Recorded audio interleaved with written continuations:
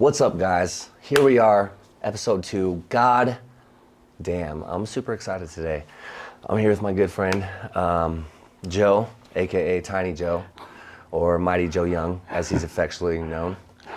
For those of you who are in the audio format and aren't able to see this video, it's an ironic kind of thing that I call you that because, Joe, you're by no means tiny. How much do you weigh, man? Right now, as of this morning, I'm 267. Damn! Yeah. 267, Yeah. all brain and muscle. That's amazing. Probably more muscle than brain. But yeah, super humble too, yeah, right? yeah, for sure. Well, Joe, the thing about this show for me, okay, is as of now, there's a little bit of criteria that I have for a guest that I would bring here onto the show. Okay. You know, and for me, the main thing is I want to help provide insight to people who, you know, could be going through some type of common struggles, you know, anxiety, fear of inadequacy, you know, whatever. You know, we all deal with certain problems and everyone's problem is different. But what's not different is that we all have problems. True. Right? Yeah. So, you know, what attracted you to me for this show was hearing about some of the things that you've been through, and not only have been through, but in the situation that we met, you know, at a gym, bettering ourselves constantly, doing things to try to make our lives and the people around us lives better. Mm-hmm. I feel like you have done a very good job of overcoming some of the things that you've been through. Oh, thank you. And I don't even mention it. And you know, I haven't gotten to the bottom of it with you yet, because we only talk 20, 30, 45 an hour. Yeah. Every single time we work out. Literally, yeah. So you know, in the spirit of the show, it's unscripted, unedited.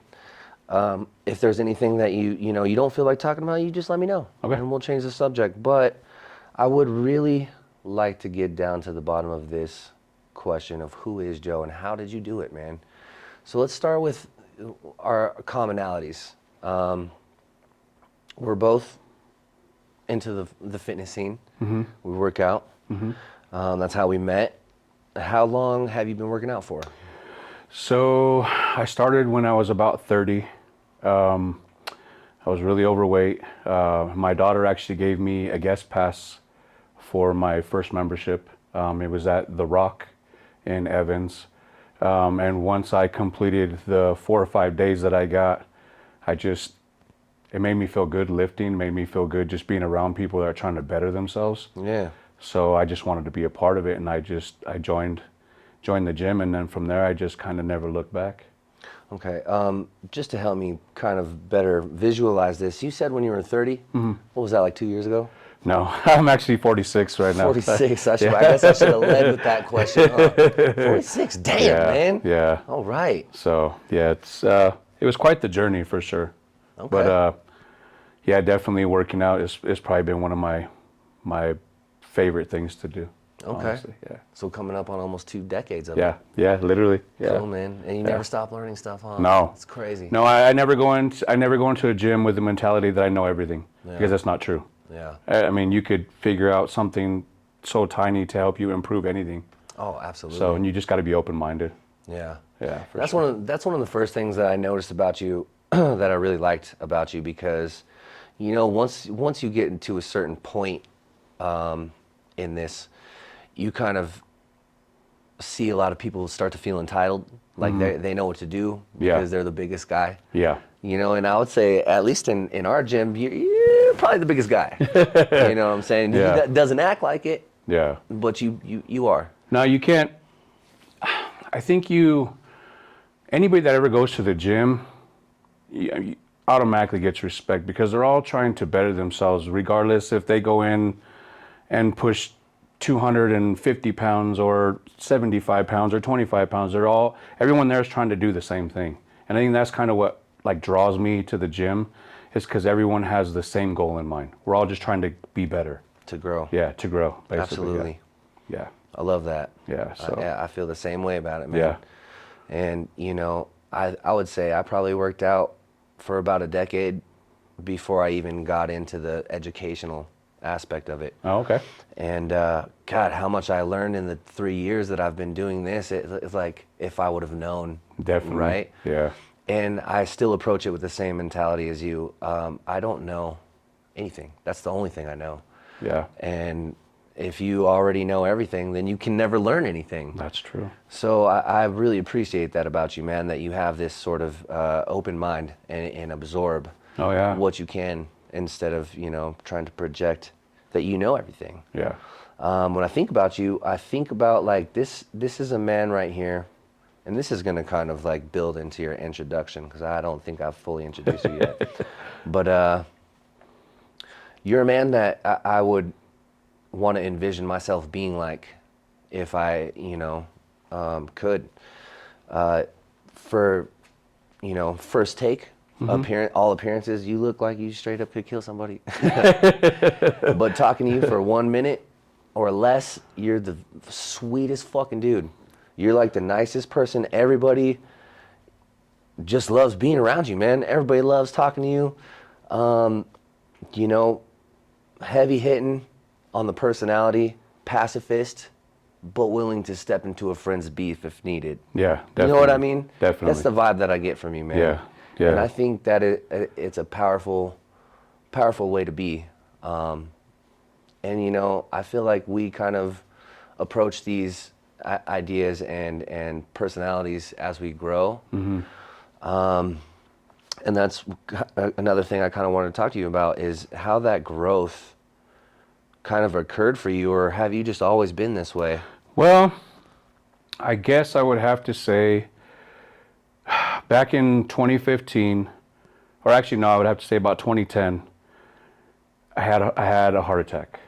Okay. And that really brought me down to like, I didn't think something like that would happen to me. So I'm sorry, man. I'm trying to do the math here. 2010, that was before you started working out. Yeah. Okay. Yeah. So I had my first heart attack. They didn't know what was going on. Kind of did labs, stuff like that. Everything was okay. They couldn't find anything. Probably about another 6 to 8 months go by. I have another one. This time it was a little bit more serious. There was like blockage and stuff that was like in the arteries. Come to find out that I have a blood disorder. That my blood is super thick. So it was really hard for my heart to pump. And they said it was like putting a syrup through a coffee straw. Huh. So when you get knocked down like that, as just a man in general, and having my wife have to pick up everything that I couldn't do anymore, I think that's when the humbleness and just in general, my attitude towards life kind of changed. And so I thought that was kind of over with, and then I had a third one. So I've had 3 heart attacks. And this is in a short... Yeah, this was within 3 years. Okay. 3 years I had 3 heart attacks. And everything was going good. I was like, okay, I'm going to start working out, get healthy. I got to be around for my kids because I have a lot of kids also. Is that what kind of led to the decision? Honestly, it should have been the decision to do it then, but it wasn't.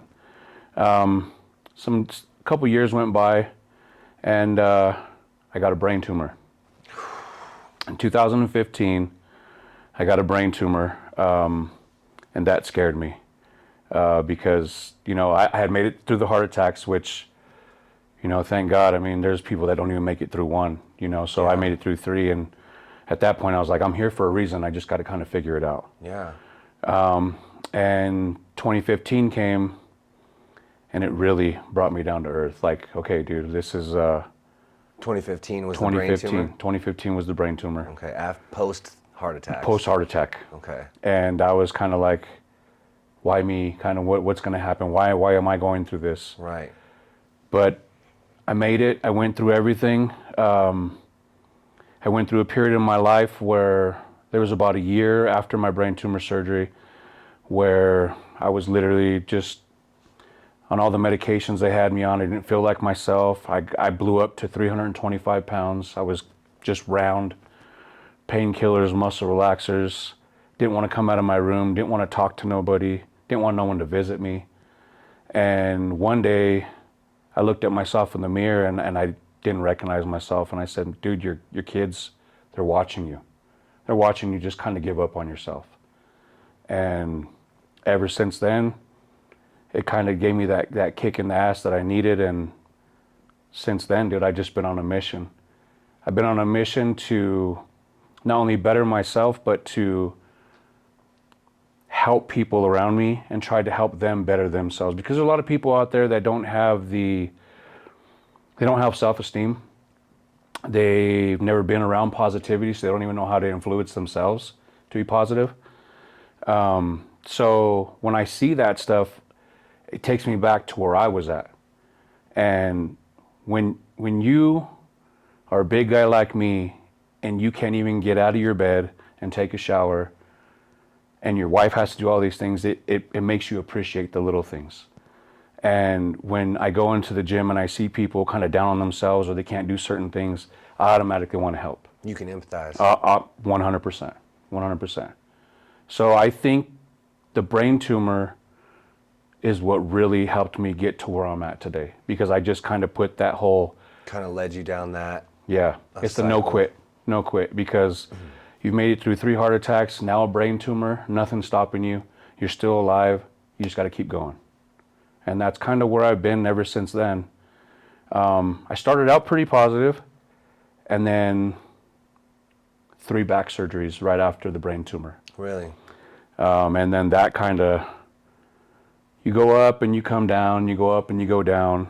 So how long after the brain tumor did these? So after the brain tumor, it was a year after the brain tumor that I had my first back surgery. Okay, and at this point you had already laid down the line. You're motivated, Yeah. you're getting healthy, your kids are going to see you getting healthy. Yeah, so... We're changing our life. Exactly. Okay. So I'm at that point where I'm like, okay, nothing's going to stop me now. You're motivated. I'm motivated. And the back surgery happened and it kind of like took the air right out of my balloon. And I couldn't lift just little things, and I finally started to realize it's not what you can push, not what you can pull. It's what positivity that you can put in your life to help you grow, because it doesn't matter what you do. If you don't have the mental part of it, you're just going to beat yourself up every day. And I honestly think me going through everything that I've been through helped me be the person that I am today. But the brain tumor was probably the worst, because I had to physically do push-ups on my knees for 6 months before I could do 1 regular push-up. That to me was the biggest accomplishment I've ever had in my life, besides my kids. Right. And so once I did that, it was like it lit a fire under me. And I was like, I'm going to prove everyone wrong that said I won't be able to walk, I won't be able to do certain things in life. I was on a mission to prove them wrong, and to also show my kids that it doesn't matter what is put in your way. It could be the worst thing in the world, and you could think it's the worst thing in the world, but it could just be a test to make you stronger. And I think that's kind of where I'm at today. And if it wasn't for God, I wouldn't be here, man, honestly. I love that, man. Yeah. And it speaks to the power of the perception that you have about your situations. And, there was a point, from what it sounds to me, like when you were going through all of these things, that nothing really changed from these situations except your mind. Yeah. You were, waking up, nearly dead for how long? Before you woke up nearly dead again one day, and you said, not any fucking more. Yeah, literally. Did anything get better at that moment? Did your actual life change at that moment, or was it the way that you saw your life? I think it's the way that I saw my life, because even though I seen the things that I wanted to do, I still had to go out and do them. And that's the part that really, that's the hardest part, I think, honestly, is putting the positive mindset you have behind the drive. Because without that, you could have all the drive in the world, but if you don't think any kind of positive, Yeah, you're not going to really go anywhere. Yeah. Yeah. You're going up the hill, and you're not going anywhere. So I like that, Yeah, man. yeah, for sure. And it's a powerful segue into what, the whole premise of this podcast is even about. I've been having my own spiritual journey my whole life. But more recently, I've come to have a better understanding of things, and a lot of it is from talking to people like you, because I asked this question to a lot of people. It's a question I'm about to ask you. Okay. And I feel like you could ask, 1,000 different people this question and get 1,000 different answers. You already referenced the tests that you've been through and how you attributed that to God. So the question I have to ask you, and you can be as literal, metaphorical, as you want about this, but what is God to you? Well, I didn't understand what God was to me until I hit the rock bottom. Because in the back of my mind, I always, you always, when you're younger, you're taught about God, and some people go to church, some people don't. There's always someone in your family that is real spiritual. To me, I was like, okay, he's there, kind of deal, Went on through my life, and once I went through all that stuff, I actually talked to him. I actually sat there, like in my room by myself, like, tell me what I have to do. Like, I don't want to live my life like this. This is not how I seen my life playing out. I have kids. I need to be here for them. I put my life in your hands. Whatever you want me to do, whatever you need me to do, I'm here. You brought me through, the darkest time of my life to where I'm at now, and I'm able to talk to you. We're on a mission, dude. Let's go. Like, we got to get something accomplished. I'm not here just to tell sad stories, you know what I mean? Yeah. Like, it's more like, I want people to understand, even though you hit rock bottom, you could still fight. And that's what I think a lot of people nowadays, they kind of there's just no fight anymore. But there's been so many people, we've been through all kinds of different things, and it's just, and the world itself is negative. So it's hard to be positive. Absolutely. There's so many problems that everyone has, financially, whatever the case may be. You just got to look past it, man, because there's so much more to life than what's put in front of us. We just got to want to get it, Yeah. So. I love that, man. Yeah. And I could tell, that you were very spiritual. I know there's all kinds of different sort of outlooks on what or who God is or could be. And I know that recently we had, another one of our members that we work out with go through some pretty incredibly heavy things. And I noticed you one day taking her aside and praying with her. I watched you do that. And, that was before we've had too much conversation about it or your belief about it. Yeah. So to really get an understanding for myself of what I think God is to you, you were taught the concept as a young man, didn't reject it, but didn't practice it. True. Okay. Am I right about that Yeah. so far? Yeah. What did that look like? Church, Bible? Yeah. When I was younger, I was Catholic? Christian. Okay. I was in the church with my mom and my grandma. We were there every Wednesday, every Sunday. Okay. And then as I got older, when I turned a teenager, I believe, that's when I kind of did my own thing. Yeah. After that, so. Okay. But he was still there. Oh yeah. You just didn't really acknowledge him. I've been on my own since I was 15 years old. Okay. So this wasn't the first time I reached out to him and talked to him, Yeah. So, but yeah. When you talk about your rock bottom, is that one of the rock bottoms that you've already told me about, or was there a rocker bottom than that? Well, I guess, I've been on my own since I was 15 years old. I ran away at 15. I thought that was probably the darkest place, but I honestly think probably the brain tumor and the surgeries is by far the worst, because you have to check yourself. You got to talk to yourself. It doesn't matter people around you and they say, I hope you get better. I'm praying for you. I'm praying. And that's all good. But at the end of the day, it's you laying in that bed. It's you that got cut open. You're the one that's taking the pills to supposedly make you better. You are going through all this stuff, and it's nice for people to acknowledge, the positivity and stuff like that. But if you don't do it yourself, it doesn't really mean a whole lot. And I've kind of figured that out, because there was, like I said, a whole year I laid there. Poor me, poor me. I'm never going to do this. I'm never going to do that. Yeah. Until I literally seen my kids, and it was almost like he was telling me, like, open your eyes. Yeah. You know what I mean? You're too young to be sitting here with this mentality of you can't. Like it was like another voice. Yeah, and I was like, all right, I'm putting my life in your hands. It's been in your hands this whole time, but now I give you full reign. Do whatever you want to do. Show me what I got to do. Show me where I got to go, and I'm here. So that's really, kind of where it was at, man. That's really powerful, man. Yeah. I think about that. I think about you, in that time, and, it just kind of, to me, seems like it had to have been something pretty incredible to be going through that for so long. And how does one just stop their mindset? How does one turn around from that and just be like, okay, I decided that even though the last 360 days I've been doing this, I don't want to fucking do that anymore. That to me is a very good visual of what God is to you. True. God is that voice that came in for you and was like, hey, you know what? Nah. Yeah. You're not going to do that. Yeah. Because you could have. Yeah. You could have laid there forever and we wouldn't even be here today talking. Yeah. Oh, I have the conversation with my wife and I'm like, just imagine if I would have never moved off that bed, I'd probably be addicted to pills. I'd be severely overweight.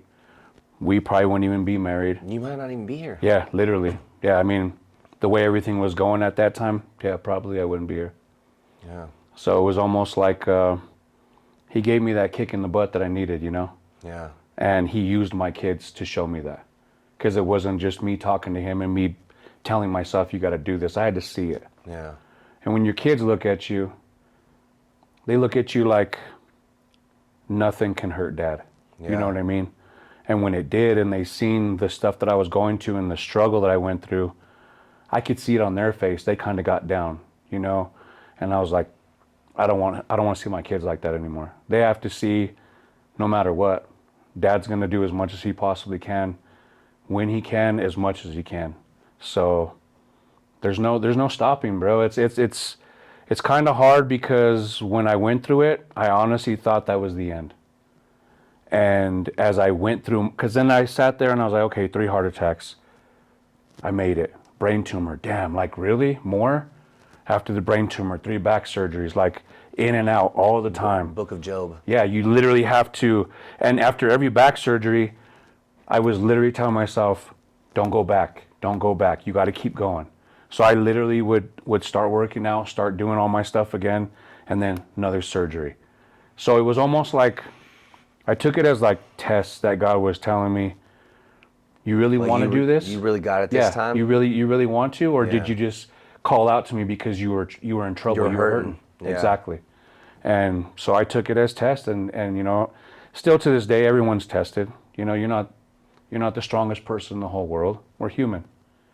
But the way he put him in front of me, it just couldn't have been nothing else but him. And for me to come out where I'm at now, that's all him, honestly. Because I honestly don't think I had the mentality to go forward with what I'm doing now. At least that's how I felt. And you're still doing it, man. Hell yeah. And I'm so glad. Yeah. Because I got to meet you, man. And, Yeah. and you uplift a lot of people around you. Yeah. A lot of people around you. I appreciate that, man. Yeah. And, I think there's something to be said about motivation and discipline, because they're both great. True. But motivation is natural. It's easy. Discipline is hard. It's, definitely hard. How much would you say of both of those play a role in what you've done and what you've accomplished? Man, honestly. Hitting you with these big questions. Yeah. I'd honestly have to probably say 50-50, because you have to have that determination, because even if you have the drive, you still have to be able to physically do it. Yeah. You know what I mean? And once you get in that mindset of there's nothing that's going to stop me anymore, it's really hard to stop someone. Yeah. And I've seen it with the people that hit the lowest of lows. I've seen it. And that's the other thing I've noticed too, is that no matter what you go through as a human in life, there's always someone that has it worse than you. And I always used to complain, why me, why me? And then when I started going to the gym, I seen people like with oxygen tanks and they're still going at it. And I'm like, dude, it was just giving me goosebumps. And I was like, God, if this person can make it, this pregnant lady can come up here at seven months still big and she's doing all these lifts and this guy's walking in with a boot or a brace on his neck or, slinging the arm. Like, it's just like, it's almost like it feeds the strength that I've been given because I see it and I'm just like, I feed off of it. I'm like, oh, you're awesome. And a lot of these older people that go in there, I'm blown away. Because I see people now that are younger than me and they're like, oh, I can't do this, I can't. I'm like, dude, you can't be that way. I work around people that should not be doing what they're doing and they're doing it because they don't want to give up. Yeah. And that helps me more than just me, myself. When I get to see it with my own eyes, wow, I just step back in amazement, bro. That's amazing. And, to be able to perceive it and to be able to realize it, is a whole nother thing in itself because I don't think everybody has that. Yeah. A lot of people, I always say this because I'm the same way as you. I don't consider to presume that the things that I've been through are any harder than anyone else's. And, maybe on paper, someone has been through more things than someone else. But really what it comes down to is, the person and their feelings and their thoughts on the situations that they're put in. And I think that, I don't know if lucky is the word that I would use, but I think for a person to be able to realize what you have is a lucky thing to have. True. Yeah, I agree. And, in the spirit of inspiring other people with some of the things that we're talking about today, I think you hit the nail on the head, man. Because that's awesome. Yeah. To be able to realize that, hey, you know what? Like, yeah, this sucks. The shit is going bad, but there is someone else that not only A, has it worse, but B, there's someone else that needs me to go. That's true. And honestly, the second one is probably what feeds me the most. Yeah. Because I know there's people out there that need it more than I do. Yeah. And they need just that person to be, sometimes it's even just talking to people because they don't get to talk to people or someone doesn't go out of their way to talk to them. And when they see you taking the time, even though you're there to do your own thing, that goes a long way with a lot of people. Huge. So, yeah. Yeah, man. Cool. Well, speaking of which, I appreciate you coming here. Hell yeah, brother. To do this. So, through all you made it, through your workout, all the things that you had to do, and you still made the time to show up, and I think that's indicative of the type of person that you are, man. Thank you. I appreciate it, man. And I look forward to picking your brain more. Hell yeah. In the future and in part 2, Mighty Joe Young part 2, we'll see. But I think that's a good, powerful way to close this one out. Awesome. How you feeling? You got anything else? Nah, brother. I mean, sure, because you put down some knowledge today. I think I have a lot more to give, but I think we'll take it in parts, bro. Okay. Honestly. Yeah. There are other things that I wanted to speak with you about, and I don't have a clock, and I can't even see a clock, but I feel like we're getting right up in that time. Okay. But